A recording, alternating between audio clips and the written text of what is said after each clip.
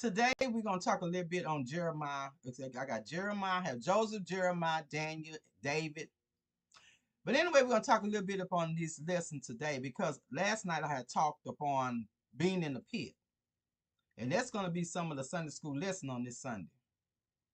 But anyway, Joseph, the story that his brothers was jealous of him. The story his brothers was jealous of his favor status. They threw him into a pit before selling him into slavery, and he later in prison, but eventually became a high-ranking official in Egypt. A journey often described as going from a pit to the palace. And despite his brothers from the pit and subsequent hardships and the betrayal, Joseph held on to his trust in God. He was sold into slavery, falsely imprisoned, and eventually rose to become the second most powerful man in the kingdom. And Joseph said, despite of being in the pit, it may have hurted him, but he said that we must what? We must live with the loss and move on.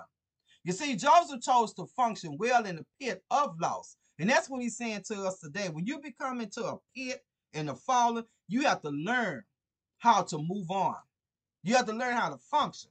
He used his skills and his ability to persevere through it because he realized that God was with him in that pit. And the lesson learned here that Joseph learned to trust that God was in control, and he's still in control, and to be diligent and obedience regardless of his circumstances. When he was later reunited with his brothers, he explained that what they meant for evil, God had extended for his good. And then we found out Jeremiah, the story of a prophet. He warned the people about the impending disaster, but the officials who oppressed his message threw him into a muddy pit to silence him. And the lesson learned here that the officials threw Jeremiah into a muddy pit to die. He was eventually rescued by Ethiopian officials, and Jeremiah's experience highlighted the cost of prophet, witnesses, and dangers of speaking the truth to power. You see, Jeremiah's experience taught him and those around him that God protects his faithful servants, even when their obedience leads to suffering. It's a reminder to remain obedient even in the midst of it all. Obedience to God's word, and even when it leads to persecution.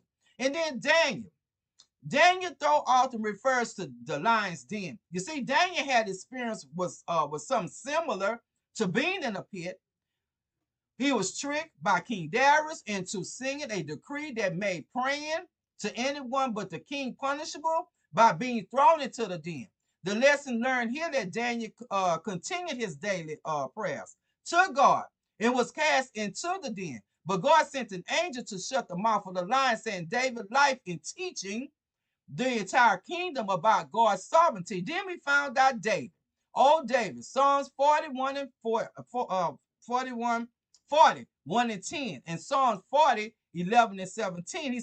David said, I waited patiently for the Lord. He inclined to me and heard my cry. He threw me up from the pit of destruction, out of the mire. And then he set my feet upon a rock, making my steps secure. He put a new song in my mouth, a song of praise to our God. Many will see and fear and put their trust in God. You see, these verses present a beautiful picture of God's deliverance. You see, David lies in a pit which will destroy him if he's left alone.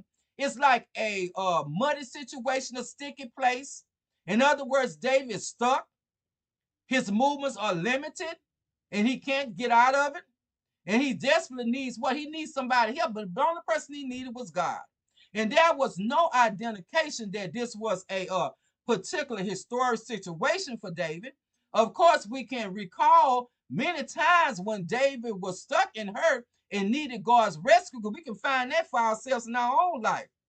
Whether that's when the king Saul hunted him, the years later when his son Absalom tried to kill him, but maybe you may be feeling in your life right now, this very moment as I'm talking, maybe you feel trapped and unable to make progress with Jesus.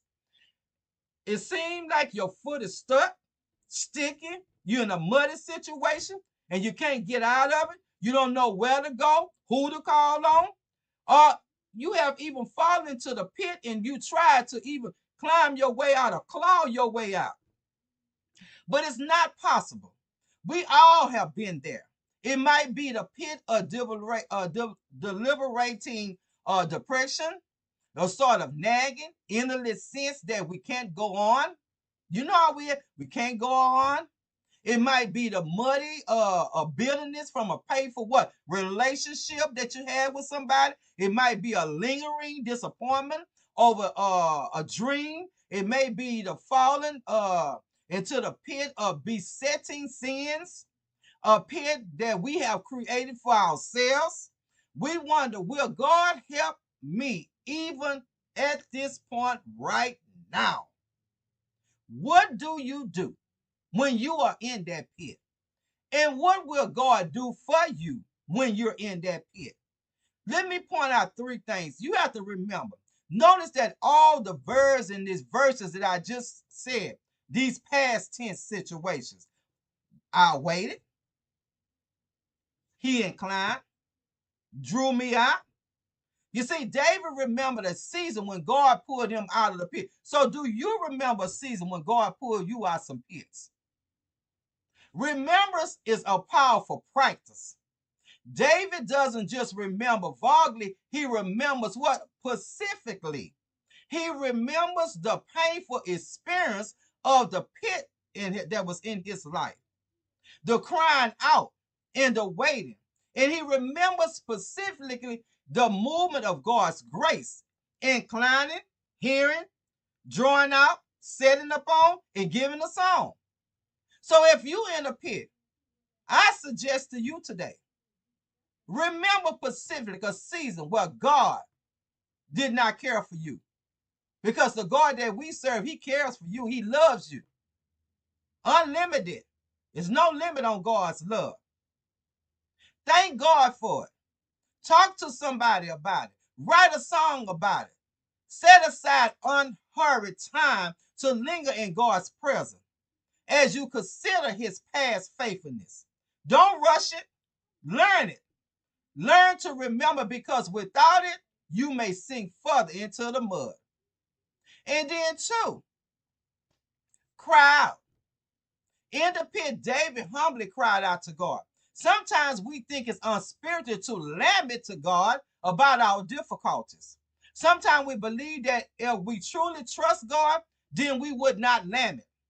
After all, God is sovereignty. He already knows.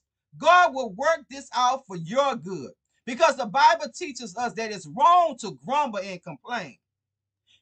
And we can find that in Philippians 2 and 14 for those that might be wondering. Okay. 1 out of 3 songs in the very worship book express groaning to God, much like praise and thankfulness.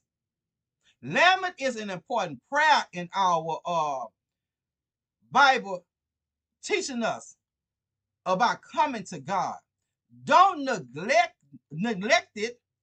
You need to find it out for yourselves when you're in your pit. Cry out to God.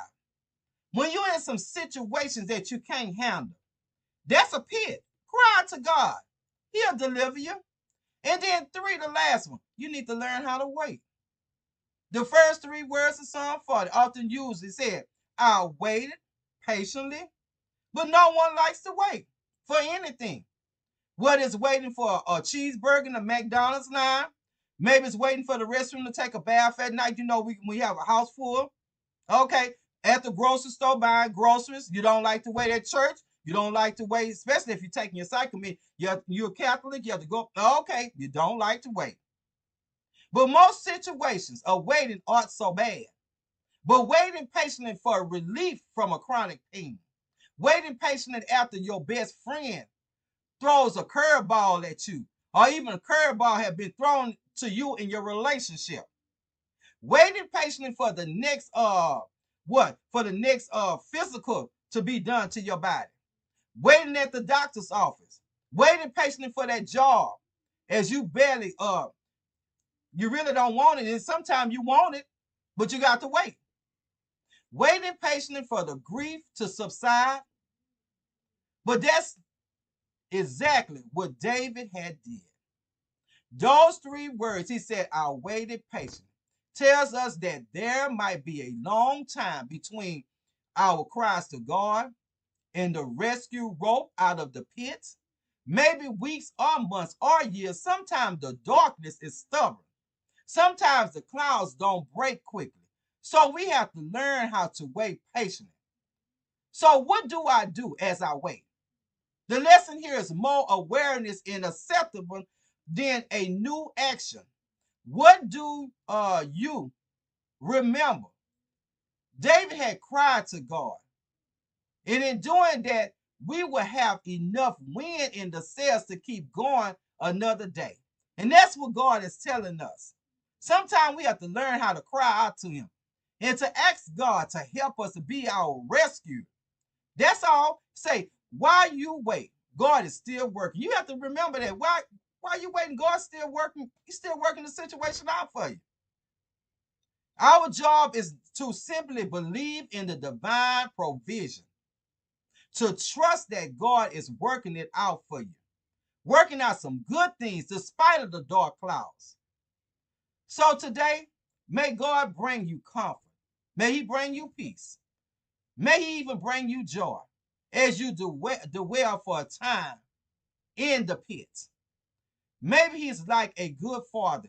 He hears your cries and tenderly turns toward you. And in his good time, may he pull you out of that pit and bring you to a new place of security.